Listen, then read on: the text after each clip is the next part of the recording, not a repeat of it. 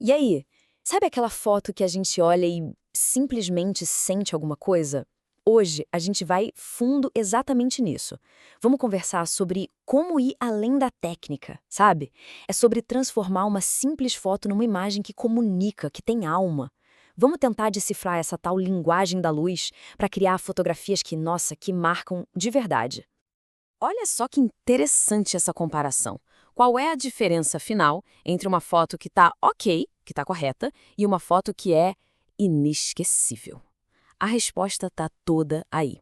Um fotógrafo competente, claro, ele domina a técnica, a exposição, a composição, dá tudo certinho. Mas o mestre é outra história. Ele usa tudo isso como ferramenta para contar algo, para expressar uma visão, uma emoção. É exatamente aqui que a nossa jornada para a fotografia com alma começa de verdade. Tá, mas e aí, como é que a gente faz essa virada de chave? Como a gente sai do técnico e entra no artístico? Bom, o primeiro passo, e isso é muito importante, não tem nada a ver com comprar equipamento novo, sabe? Não é uma lente nova, não é uma regra de composição que vai resolver. É sobre entender o porquê de cada foto. É tudo sobre o poder da intenção.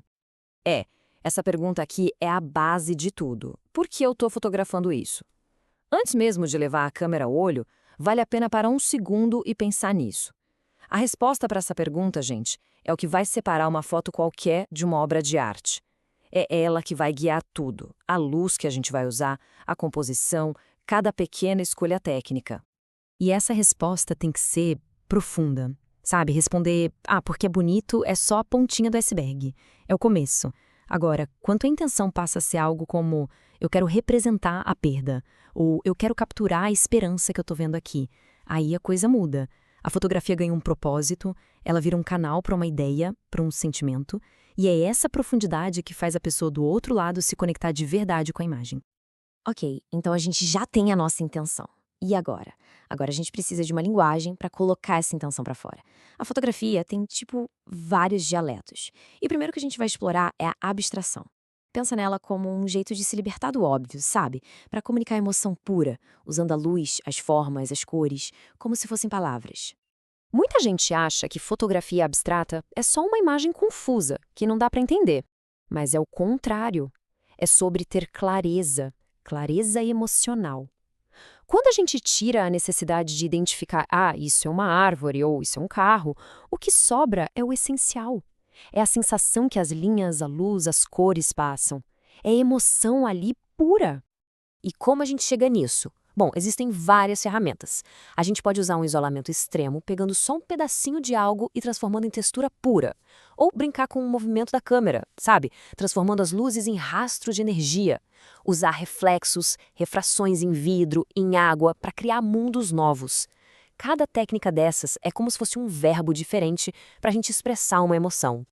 E o efeito disso nossa, é incrível. Pega o movimento intencional, por exemplo. Uma cena que estava ali parada, de repente ganha uma energia, uma vida que salta aos olhos. A imagem não está só mostrando o movimento, ela é o próprio movimento. A técnica aqui não serve para congelar o tempo, mas sim para expressar a energia daquele momento. Beleza, agora vamos mudar completamente de chave. A gente vai para um outro dialecto visual super poderoso, que é quase o oposto da abstração. Vamos falar da fotografia documental. Aqui, a ideia não é fugir da realidade. Pelo contrário, é mergulhar de cabeça nela para registrar a verdade com muita honestidade e, claro, com um olhar pessoal.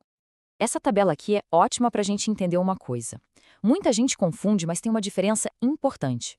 O fotojornalismo ele está focado no o que aconteceu. É o fato, a informação. Já a fotografia documental vai um passo além. A pergunta é o que isso significa. O foco sai do evento em si e vai para a verdade emocional, para a história humana que está por trás de tudo. E essa busca pela verdade, ela se apoia em 4 pilares. Primeiro, a autenticidade. Os momentos são reais, nada é montado. Depois, o contexto. O lugar, a luz, tudo isso ajuda a contar a história. Aí vem a narrativa. As fotos conversam entre si, elas contam uma história maior. E por último, o mais importante talvez, o elemento humano. O foco total na emoção, na conexão de verdade. E falando em momentos reais, essa frase do mestre Henri Cartier-Bresson diz tudo. Há uma fração de segundo em que tudo está em perfeita harmonia. É isso. O documentário exige uma atenção absurda. Não é só estar no lugar certo, é estar presente, de corpo e alma, pronto para aquele clique, aquele instante mágico em que tudo se encaixa e a história é contada. Bom, então a gente já viu como usar a abstração para expressar sentimentos e o documentário para contar verdades. Certo, mas e agora? Como é que a gente junta tudo isso para criar um estilo que seja nosso, que tenha a nossa cara? É hora de falar sobre como desenvolver uma voz fotográfica única. E como a gente faz para construir essa assinatura? Olha só, o primeiro passo é fotografar o que realmente te toca, o que te emociona. A paixão vem primeiro. Depois, consistência. Tentar manter um padrão no seu uso da cor, da luz, da composição. Claro, estudar os mestres, entender o que faz o trabalho deles ser único. E por último, uma dica que parece estranha, mas é poderosa. Se dê limitações. É o que a gente chama de paradoxo criativo. Parece loucura, né? Mas ter menos opções força a nossa criatividade a explodir. Quando você se limita a usar uma lente só ou só fotografar em preto e branco, por exemplo, você é forçado a pensar diferente, a encontrar novas soluções, e é aí que um estilo único começa a aparecer. E com isso, a gente chega no ponto principal da nossa conversa. A gente juntou a intenção, as linguagens visuais, a busca por uma voz, para finalmente responder aquela pergunta lá do começo. O que, afinal de contas, faz uma fotografia ter alma? É a pergunta que vale ouro, não é? O que realmente cria alma numa foto? E olha, já adianto, não é a nitidez perfeita, não é a câmera mais cara, não é seguir a regra dos terços à risca. Então, o que é? O que faz uma imagem pular da tela e tocar a gente de um jeito profundo? A resposta está aqui, dividida em 4 componentes. A alma de uma foto vem, primeiro, da vulnerabilidade honesta, tanto de quem fotografa quanto de quem é fotografado. Vem da intencionalidade profunda, onde cada escolha, cada luz, cada sombra tem um motivo. Vem do contexto, que ajuda a contar uma história maior. E, por fim, do silêncio eloquente, daquilo que a gente escolhe não mostrar, mas que está ali implícito e faz toda a diferença. Para resumir tudo, a equação final é essa aqui. E ela é bem clara. Sabe aquela foto tecnicamente perfeita, mas que não diz nada? É isso. Uma foto linda, mas esquecível. Agora, uma intenção de verdade, uma emoção genuína, mesmo que com uma técnica mais simples, essa sim cria uma foto que marca, uma foto que fica na cabeça da gente, que faz a gente sentir. E pra gente fechar, essa frase amarra tudo que a gente conversou hoje de um jeito perfeito.